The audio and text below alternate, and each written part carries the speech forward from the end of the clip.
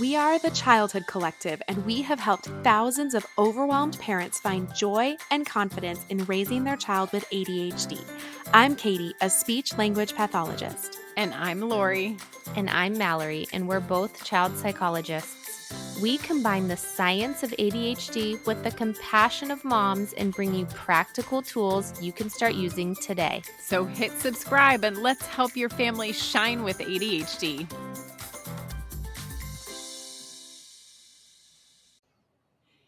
Today, we're welcoming Dr. Ann-Louise Lockhart to the podcast, and we're truly thrilled to chat with her. She's a pediatric psychologist and parent coach with over 17 years of experience in her field. Dr. Lockhart is a business owner of A New Day Pediatric Psychology in San Antonio, Texas, and she's also the face of one of our favorite Instagram accounts, where she helps overwhelmed parents get on the same page and better understand their kids and teens.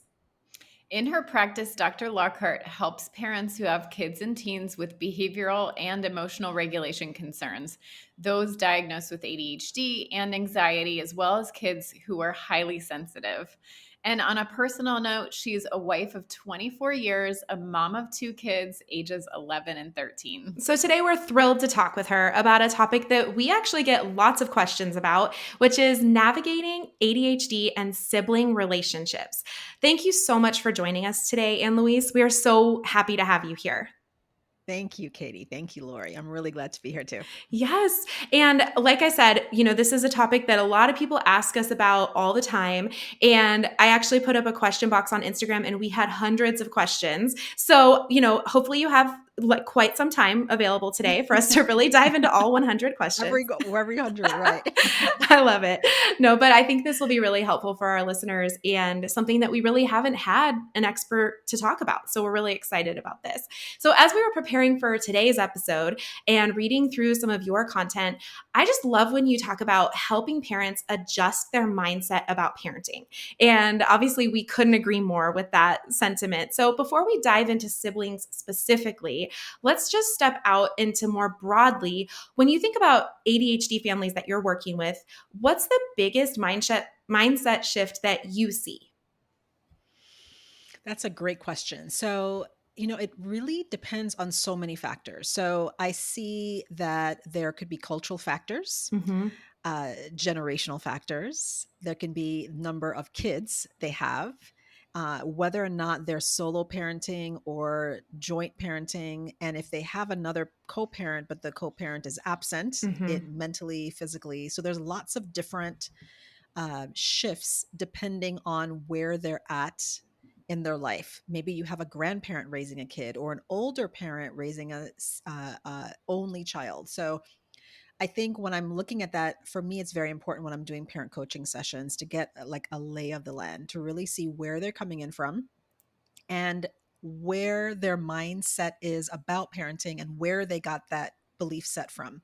Because what I find most parents, which makes sense, is they parent based on how they were parented. And so they basically bring that in without creating their own mindset. And they just said, oh, my parents never had any screens in the bedrooms. We ate, on the dining room table, and we got spanked, whatever it is. And everybody always yelled all the time. And so they don't know what else to do because people don't get taught how to parent, So true. I think the biggest mindset shift is really finding out, where did your idea of parenting come from? Why did you want to be a parent? And how do you view parenting now? Like, what is your thought about what kids should be doing or not doing? So I think those are the biggest areas, because then I have to find out, then where is it coming from? And then based on that, I feel like a lot of parents parent in a very inflexible way, because it's like, that's how we did it back in the day. Absolutely. And so then they bring that in. So to me, the biggest mindset shift is kind of shifting their mindset from a kind of an old traditional kind of parenting that may not work in 2023 with your current kid based on what they're exposed to. Well, and I don't think a lot of us think about, oh, I'm parent, like it's not even a conscious thing of like, I'm going to parent this way. It just like comes out because it was what was modeled to us. And I know my husband and I came from very different households, and parenting is like the way he approaches things and the way I approach things are so different based on what was modeled and what we saw growing up. And our emotional reactions to things are so different based on that too. That's so interesting. I was just going to say that too. I think when you are co-parenting, with a partner, or maybe it's not a partner, but you're co-parenting together, that's a huge piece of it, because it's like, this is your example of we eat at the dining room table. That actually was my family. We did not eat in front of screens ever. And I think our TV was in the basement. Like, it wasn't even accessible. And I would say, to my husband, like, well, we don't eat in front of the screens, and from his perspective, he's like, but it's so fun. Like, it's Friday night, we're going to do movie night, and I'm sitting here looking at the carpet going like, it's not fun for me. So, but each one of those becomes a conversation, right? And it's like, you're kind of incorporating the other person's ideas as you're sort of formulating your own thought. Like, why do I think that? So I love that, to have parents take a step back. And I know flexibility is huge in our family. Huge. Huge. We talk about that word. Like, my kids will literally say now, like, I just don't feel like you're being flexible, because we've like identified that as an important skill that we need to focus on in our family. And it starts with the parents, right? Absolutely. Absolutely. And I think we get so focused on having rules in a certain way that we become very inflexible, which then promotes a lot of dysregulated behavior in our own kids. So I believe that, yes, you should have rules and boundaries, but there should be some flexibility of movement within that as well, too. So I think that's also an important mindset shift, that parents keep thinking that I'm letting them get away with things if I'm being flexible. Well, no, you're not. You're actually modeling something that's actually really healthy. Yes, that's such a beautiful way to look at it. I think that's really eye-opening for a lot of parents, because on the other hand, you hear like, you have to hold the line and, hold that boundary. And again, there are situations where you do, but big picture, who do we want to raise? We want to raise kids that can roll with it a little bit, right? And Exactly. hang out in the gray just a little Right. bit, and not always be so black and white. So that's beautiful. I love it. Well, let's dive more into siblings. So let's talk about families maybe who just have one child with ADHD, which we know a lot have more than that, but those that have one child with ADHD and maybe they have siblings that don't have ADHD. What are some of the themes that you kind of see with families that are coming up? So I think a big one is, well, as we know, I think we know, sibling conflict is normal, Yes. Yes. right? It's normal. It's developmentally appropriate, and actually, sibling conflict is really serves as a foundation for future adult relationships, future peer relationships. So it's good when siblings kind of have some conflict and disagreement, because it helps them hopefully problem solve and resolve situations and find solutions to things. And as we know, kids with ADHD have a range of dysregulated thoughts, behaviors, and emotions. And they're often lacking in those areas in terms of healthy relationships with others, because they can be impulsive. They can feel like they're being insensitive. They can be very dysregulated or very self-centered in terms of, I have to win this game every single time. Or they're not just thinking, they're not being able to shift perspectives about the feelings of others. So I think all of those way magnifies sibling conflicts, because the things that would normally occur, the volume seems to be turned up in the sibling relationship. Yes. And then especially because the non-ADHD child doesn't get it. Why do you always have to win? Why do we always have to see what you want to see? Why do we always have to go where you want to go? And from the parent's perspective, it's like, well, because I want to not upset this kid. And we're walking on eggshells. So we just do what they want. And it's like all like these unspoken rules and expectations, which honestly causes a lot of resentment in the child that's not ADHD, because they're wondering why that's going on. So I see that a lot, where it just feels like then this kid has to be like the sacrificial kid, because you're my good kid. You're the one that always behaves. You're the one that goes with the flow. And so then there can be some resentment that develops there, because they don't understand why things are the way they are. Why do you spend so much time with this other one? Why do they have all these appointments? Why do you spend more time with them at bedtime? They don't get it. Yeah. And so I see that happening a lot. That is so challenging. And I see what you're saying, because I think in my family growing up, I was definitely the good kid. Like, my parents could always rely on me. I was the oldest. I was a girl, so it's like, oh, I'm going to start helping with clearing off the dishes or whatever. And I got a lot of praise for that as a child. It was very rewarding to me. And still to this day, if you tell me like, good job, that really fills my bucket, like in a big way.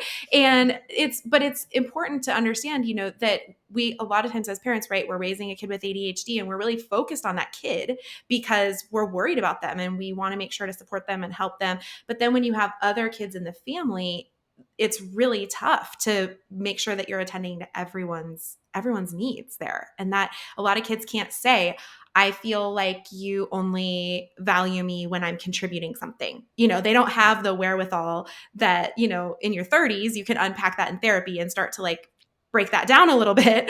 But you don't know when you're 8 how to express that. And so that can be really challenging for parents. Would you say most of the parents that you're working with, do they notice that pattern? Or is this a situation where you have to like point it out to them? How does that work? Yes and no. Like they notice the pattern, but they don't realize why it's happening. Okay. Every time we come home from, work or from the day or from school, they're always doing this. They're always getting into fights, or they're always fighting over who gets tucked in first or who gets the front seat. Like they're always, so they see the patterns in terms of being highly irritating, annoying, and causing conflict. Yep. They just don't understand why it's happening and how maybe they're playing into it, or how they're inadvertently encouraging it, like by accident, because nobody wants to feel like they're being a bad parent or that they're contributing to the behavior of sibling conflict. But we do it by accident because we don't see the pattern, and then we're accidentally reinforcing it. So I think those are the biggest things. And so then when they're able to see, what I often have these parents do is track the behaviors over time. Like, what is the setting? What is the time frame? Who is present?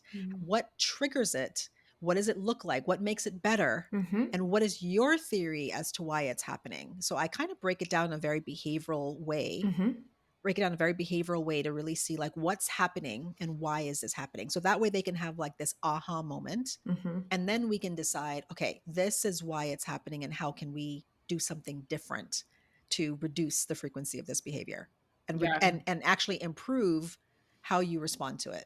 Yeah, and that's something we've talked about in our courses of like, how do parents start to look at those things, like where it's happening and who it's happening with, and just in working in the schools with teachers and working with parents. A lot of times when you have that down on a piece of paper and you're looking at it, you're like, whoa, I didn't realize that every single incident happened here during this time of the day, right? And it is like a lot of times an aha moment.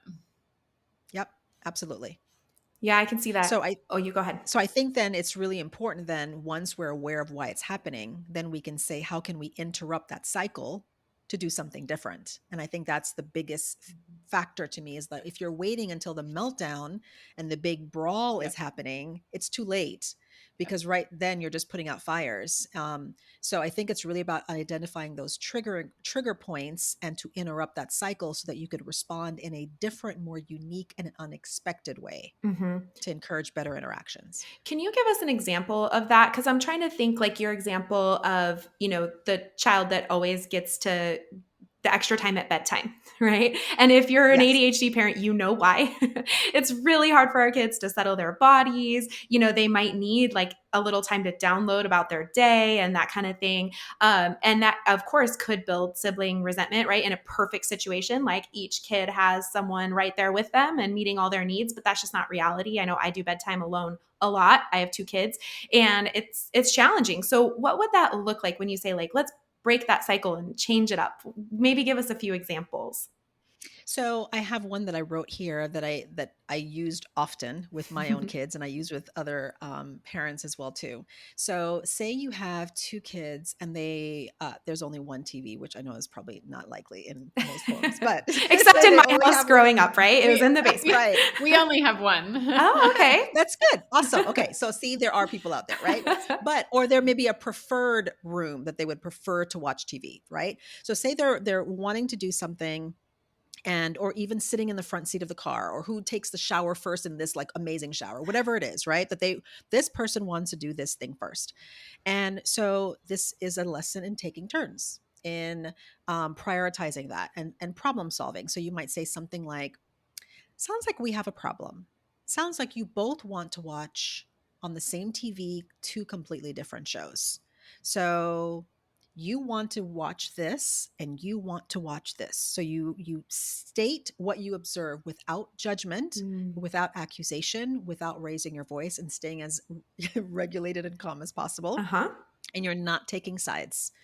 And then what you're doing is saying, like, kind of introducing the whole problem solving idea. So I wonder if we can figure out a plan to solve this problem. And you think that you should watch first, and you think that you should watch first. What's another solution? Because you both can't watch first. Mm-hmm. And then kind of then from there, you're going to build them up and say, wow, this is a tough one, huh? I know that we can figure it out. So you're really trying to build up their confidence in being able to resolve this situation. Mm-hmm. And one of my favorites is joining the resistance. So if they're like, it sucks, it's not fair, I never get to do this. Like, yeah, you're right, it does suck. When you want to do this and you want to do this, and it just feels unfair, doesn't it? Like agree. Mm-hmm. Because what I find is that kids will often escalate behavior or words or tone because they don't feel heard and understood. So we want them to be heard. We want them to understand that we understand where they're coming from, so they don't have to escalate. Mm-hmm. So yeah, waiting your turn is hard. Yeah, this is such a bummer. I totally get it. Not finding a solution is totally frustrating. Let's see if we can figure it out together. And I did this several times with my kids who are now 11 and 13, boy and girl. And they would get into the same situation. And I remember we would do this over and over again. It all didn't always go well. And then I remember one day when it clicked. This was a few years back. And I remember hearing my daughter say, wow, you want to watch that and I want to watch that. We can't both watch it. Okay, how about I watch one episode and then you watch another episode of another show and we just flip flop? I And he's like, love but you it. don't like that show. He's like, that's okay. You don't like that show. So we'll just both watch together. And I'm like, oh, that's You're like, amazing. oh, it's taken years, but You're we're like, there. the clouds have parted and I've Yes. won this level of parenting. Exactly. I And love they that. still do that to this day. This was like years ago that they finally kind of figured it out. And I even hear them doing it now. And so it's just really awesome because it helps them to enjoy each other's stuff. And they've actually learned to appreciate what the other person likes Mm-hmm. in the process. So I think Yeah. that's how we do it, is that we really instill the confidence in knowing that, yes, this is a bummer. I wish it could be different, but we can solve it. And it's not the end of the world. It's not life or death. And what an incredible lesson for your kids to learn, right? At that young age, talking about going back to that flexibility piece, like, hey, this is a relationship. There's give and take, and we can both be heard. And I think the most important part of what you just said is, and what we really want parents to hear is, it took so many times of you going Yes. over that with them. And I think this is really common in today's world. You know, we see like a script on social media and we're like, I'm going to use this script. It's going to be awesome. You know, and I've done this, you know, I'm just going to prep my kid and they're going to do everything. It's going to be great. And then you go in and you're like, oh my gosh, it did not work. And it's like, yeah, it did not work. You are right. Because we're dealing with kids. They're developing their executive functioning, their memory for what happened last time. How is this the same, right? And how is it different? And how can I apply what I know? And this is really challenging. And so I just think that's so encouraging to parents to realize, like, if it didn't work the first or second or 50th time you did it, it's not that you're doing it wrong. You know, it's just that our kids take a lot of practice. And it's really, that's so encouraging to parents to hear that. Like, it's okay. Keep going. Yeah. Yes. And I'm listening to you and I'm like, oh my gosh, like I need to be doing this. And I feel like the area where I struggle the most is that staying calm. Cause it's like, Oh, as gosh. soon as they start into fighting, like I can feel my emotions escalating. But I know just in talking to my husband or talking to my kids, like when you're non-judgmental and calm, it just makes a huge difference. It's just hard. It's hard for us to manage our emotions when they're doing that. Well, and I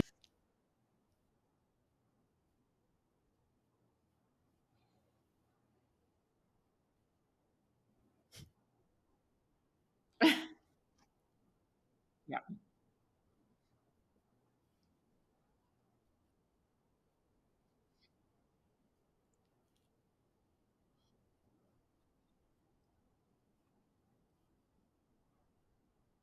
Yeah.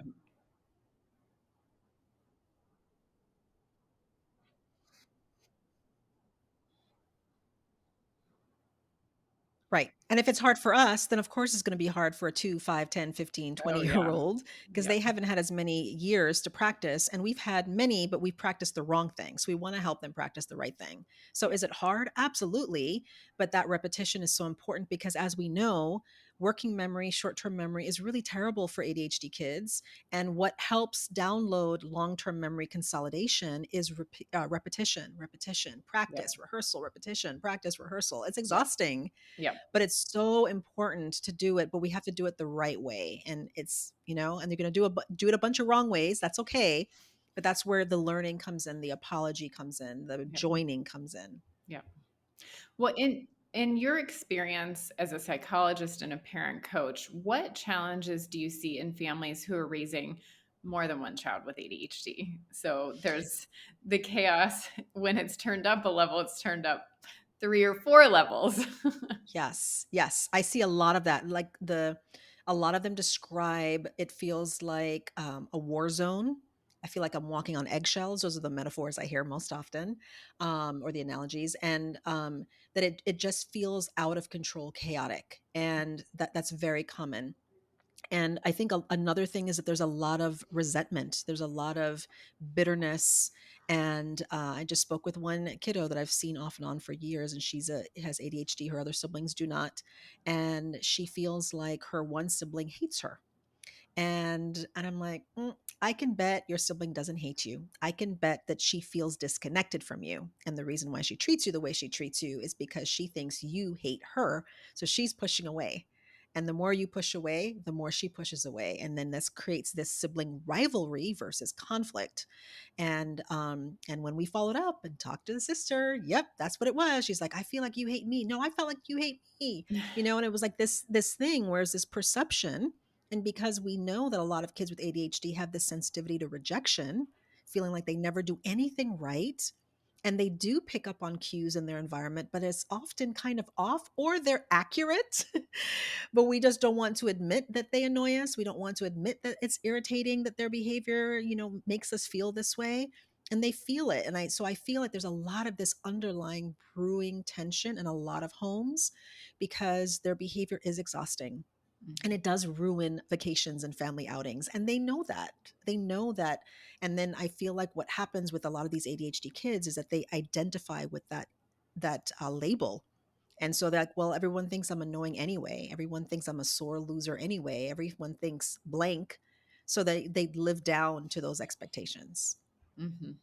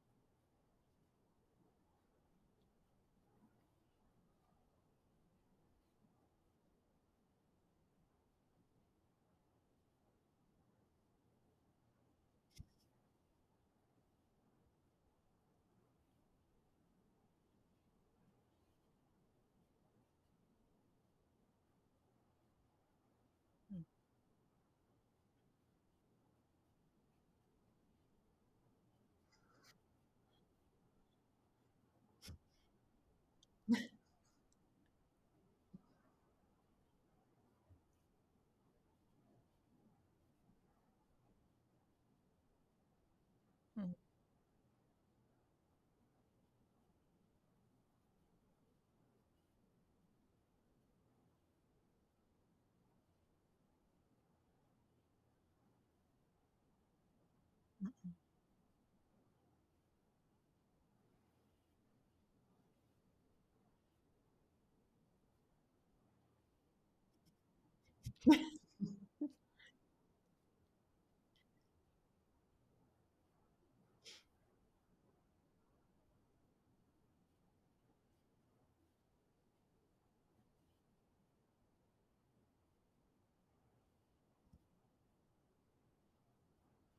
It is tough.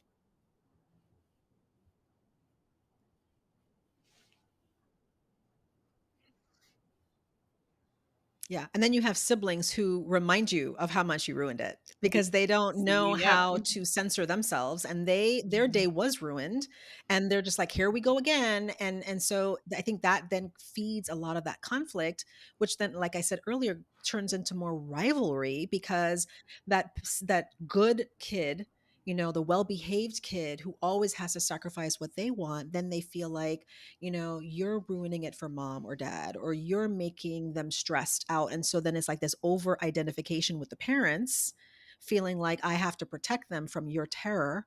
So I feel like that's what really breeds this, conflict, and why, when parents are exhausted, yeah, of course you're exhausted. Your nervous system is on high alert. You're scanning your environment for the woody peer and all of these Yes. things. You're constantly scanning. It's not fun for you.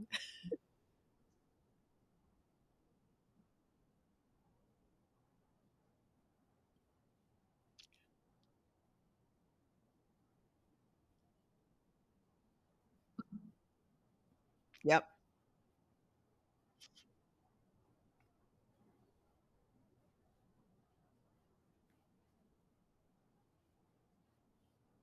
Yes, absolutely. So I think a big part of it, and I do this a lot when I meet with parents of kids who are autistic or have depression, anxiety, PTSD, trauma, ADHD. My foundation is you have to start with education. The parents need to be educated about the diagnosis. They need to understand what ADHD truly is, because I think a lot of people think they know what ADHD is, but they Yes. don't really. I mean, you hear it in the way, "Oh, I'm so ADHD. I totally forgot my hair appointment." Like, no, it's not ADHD. You know, right?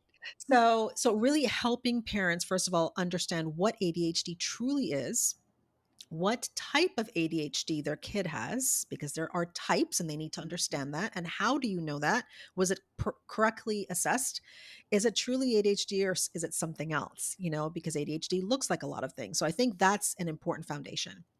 And then educating that child with the diagnosis, what their diagnosis is, so that they understand what it is, that it's not a weakness, it's not a flaw, it's not a defect that they have, but this is what they have because their brain operates differently. So they understand that. And that they can also then be given tools for why we do what we do with them. And then educating the siblings on that. Educating, this is what your brother and sister have, and not as an excuse for their behavior, but so that they appreciate and can empathize that this is why that this is a struggle. This is why sometimes things are challenging, and this is what we can do to support them. And then also encouraging that child with ADHD, what can they do to work on things as well to help build up the family and the interactions as well. So I think it really has to start with education on all levels, systemic wise, within the family, within the school, all those different things, and then making sure we're building up those skills and providing opportunities to build skills for flexibility and problem solving and emotional regulation, um, and impulse control, like all the things that are challenges for them, really finding specific tools and strategies to use, so that they can learn those things and everybody can really practice. Okay, we're practicing our impulse control today. We're practicing our flexibility today. What can we say? And we have mantras and affirmations and those kinds of things. So I think that's really important. The education and then giving them the skills and the tools is really key. Yeah.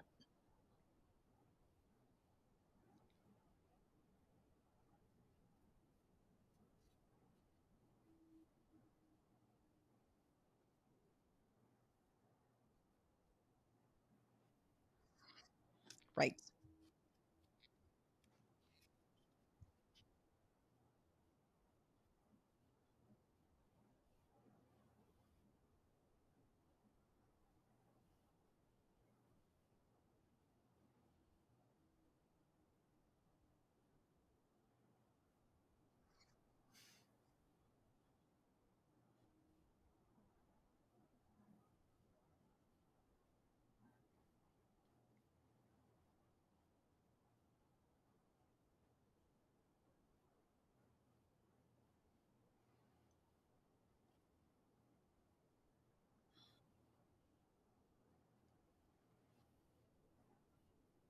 Mhm.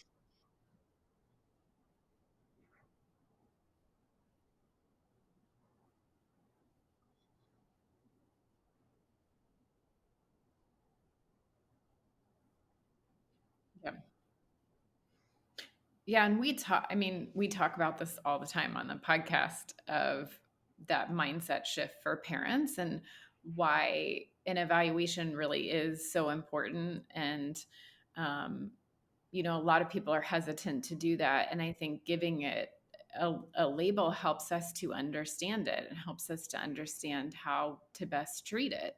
And for parents, it's also a mindset shift of they're not doing this on purpose. They're not doing this to be bad. And I see with parents all the time, that's such a relief to them. But thinking about the same thing for a sibling is that they're constantly interpreting, like you said, these behaviors towards them as they don't like me, they hate me. Interpreting in this way as opposed to they have ADHD and this is hard. These things are hard for them. Yep. Makes a huge difference in how they respond to their sibling when those things come up. And that's why I believe so much in education, because I think that provides that insight. So that way it's not as it's an excusable offense. It's like Yes. giving you insight into knowing what to do and how to handle the situation. Yes. Of All of course. us. Yeah.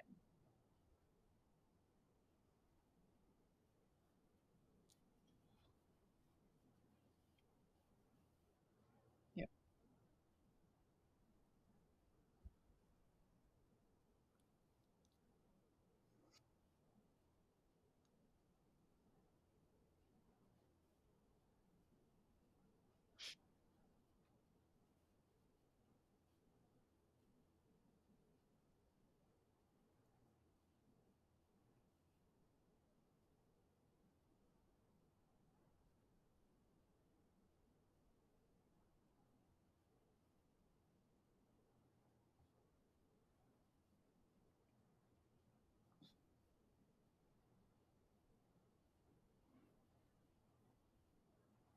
So if there's a family with multiple kids with a diagnosis, then likely one or both parents also has the diagnosis. Yes.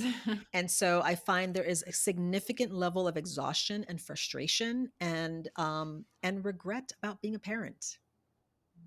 And it's often if there's one parent, usually say if there's a mom and a dad, usually what I've found is that if you have more than one child with ADHD, I found that it's often the dad whose ADHD was undiagnosed and that's causing the most distress and often causes him to check out physically and mentally. And so it's a lot of this kind of like, if I knew this is what parenting was going to be, I wouldn't have signed up for this mess. So I see a lot of that kind of regret and a significant amount of guilt, feeling like, why did we even do this? Yeah. And it causes, I see a lot of marital issues that it creates because of that, because they disagree in terms of how to handle it, because they often go towards more authoritarian ways, spanking, hitting, yelling, grounding, punishment, timeout, those kinds of things, where it's in a more severe kind of way because they don't know what else to do and they feel kind of back up against the wall. So I feel like it causes a lot of conflict and it creates a lot of marital issues and where a lot of people are just mad, like the whole family just is very frustrated with each other, irritated with each other, and it's not, they don't find parenting and they don't find being at home very pleasant at all. Mhm.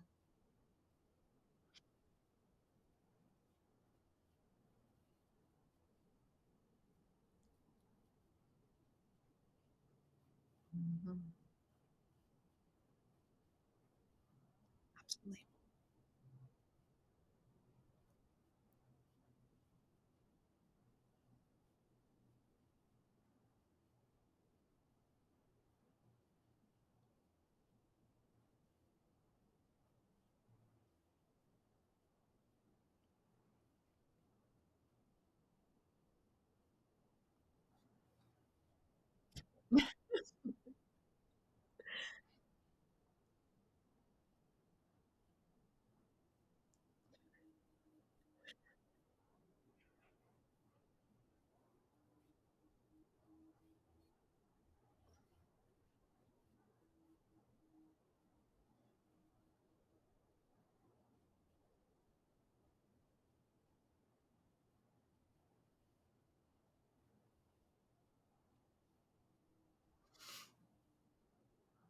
Yes. Yes. And that's why I do, yes, absolutely tell parents, I'm like, hey, have you considered, once they're educated on it, that it's very much something that goes along in families, gets passed on in families. And many parents don't realize that they have it because people didn't get diagnosed No. back when you were being raised.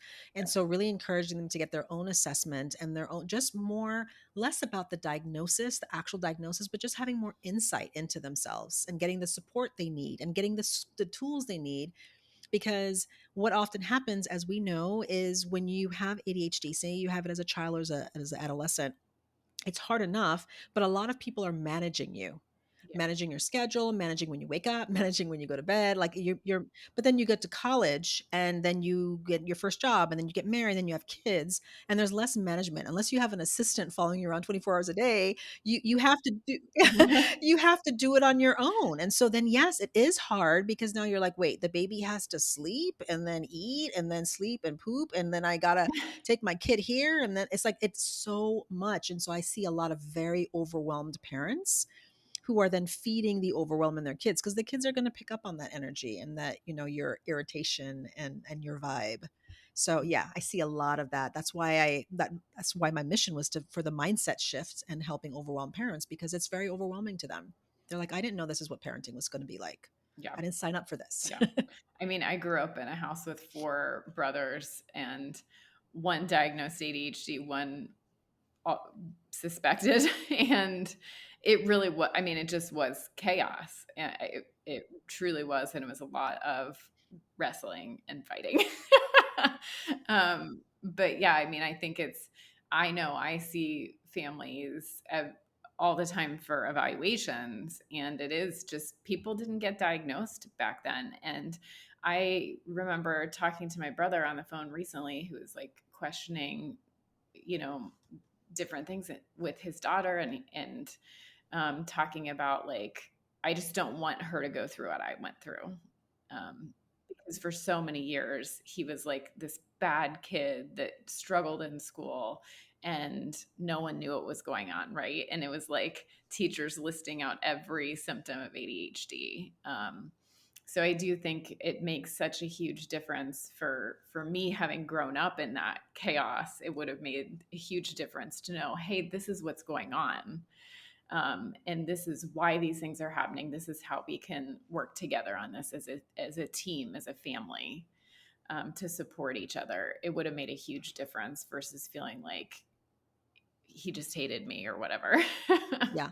Yeah. And I think that's such an important thing, that it needs to be a collaborative, team-based approach and perspective, so that kids don't feel like you're not battling your sibling. I'm not battling my kid. I'm battling the challenges that come along with this diagnosis, Yeah.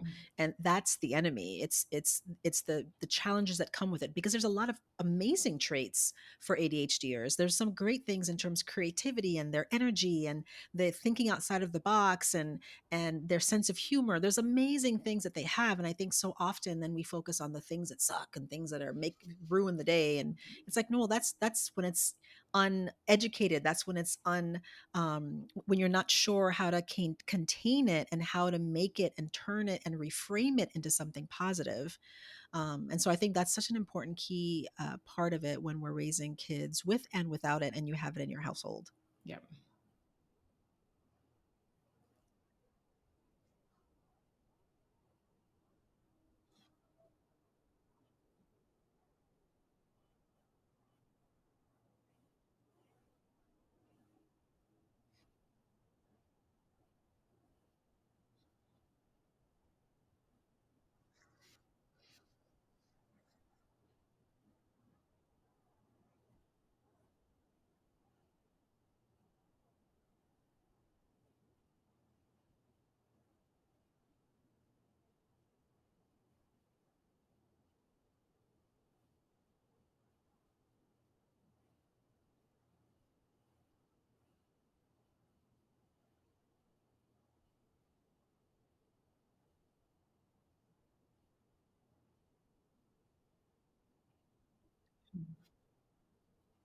Mhm.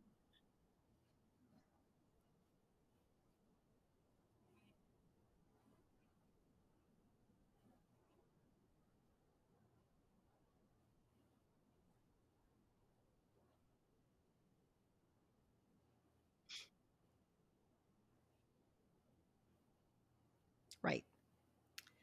Well, Ann-Louise, this was such an amazing talk. You have so many great tips, and I think you're going to have a lot of people wanting to contact you after listening to this this podcast. So, can you tell our listeners where they can find you?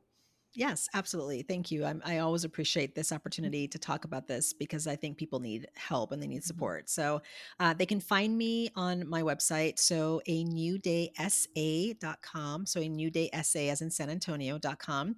And they can find me as well as my team. We all offer therapy for those who are in the state of Texas, or parent coaching for those who live anywhere. And we help parents of kids all the way up through college age. Oh, So that's we amazing. are able to help with that. And then they can follow me on Instagram at dr.ann-louise.lockhart, where I have lots of information on a variety of topics. And so they can seek out those services or that information there. And then as well as getting links to my courses. I have several courses on executive functioning. I have one on sibling conflict, and breaking generational cycles, which is very helpful for lots of parents as they go into parenting.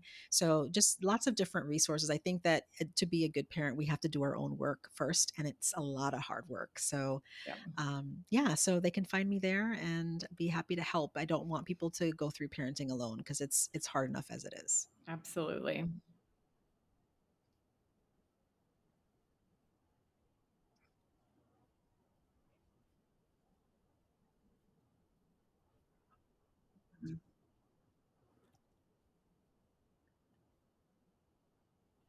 Yes. Yes, thank you both. Thanks for listening to Shining with ADHD by your hosts, Lori, Katie, and Mallory of the Childhood Collective.